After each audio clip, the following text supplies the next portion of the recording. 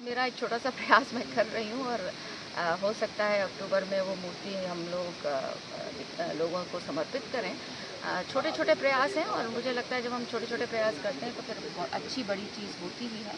और मुझे पूरा विश्वास है कि कुछ ही समय बाद आपको एक अच्छी चीज़ इस तरफ देखने को मिलेगी। ये आपने देखा होगा, अभी कुछ ही दिन पहले archaeological survey of India Bharat सरकार से पहुंचा था यहाँ पर और उन्होंने इसका सर्वे किया। यहाँ पे जितनी मूर्तियाँ हैं उनका सर्वे किया, इलाके की पूरी एरिया का सर्वे उन्होंने किया है।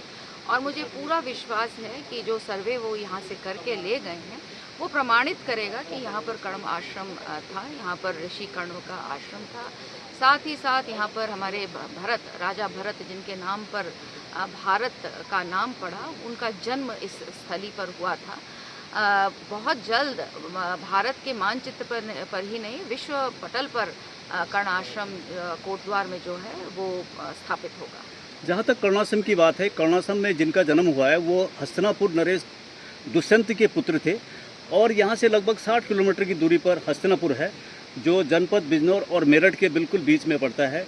तो जिस तरह से योगी आदित्यनाथ जी के पास भी एक बिजनौर की टीम है जो कि कर्णाश्रम को बहुत महत्व देती है, और हमारे पास उत्तराखंड में जो कर्णाश्रम का जो प्रमाण है वो 1955 में तत्कालीन उत्तर प्रदेश संयुक्त प्रांत में जो मंत्री थे जगमोहन सिंह नेगी जी और संपूर्णानंद जी जो उत्तर प्रदेश के मुख्यमंत्री थी, और पंडित नेहरू के द्वारा उनको भेजा गया था यहाँ पर, और तब का ये स्मारक यहाँ बना हुआ है, स्तूप यहाँ बना हुआ है। लेकिन 25 साल तक राज्य बनने के बाद भी सब भूलते गए।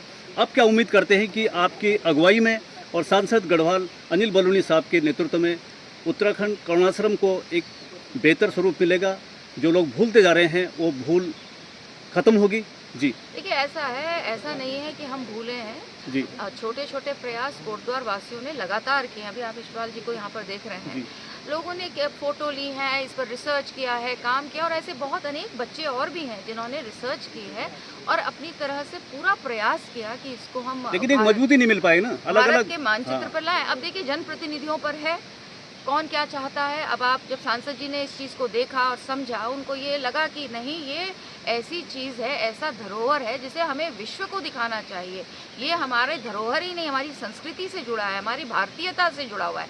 तो इसलिए बहुत आवश्यक है कि इसको हम मानचित्र पर लेकर आएँ, पर्यटकों को यहाँ पर लेकर आएँ, लोग अपने जड़ों से जुड़े, अपनी कल्चर से जुड़े, अपनी संस्कृति से जुड़े।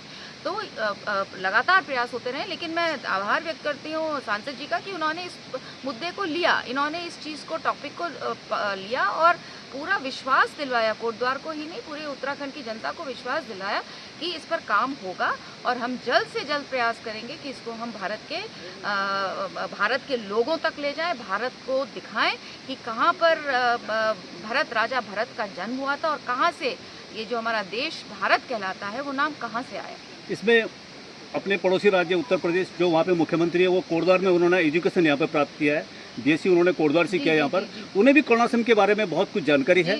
और कहीं ना कहीं जो है, जब कर्णाश्रम की बात करते हैं तो यहाँ पे 50,000 स्टूडेंट तत्कालीन समय में गुरुकुल में पढ़ते थे।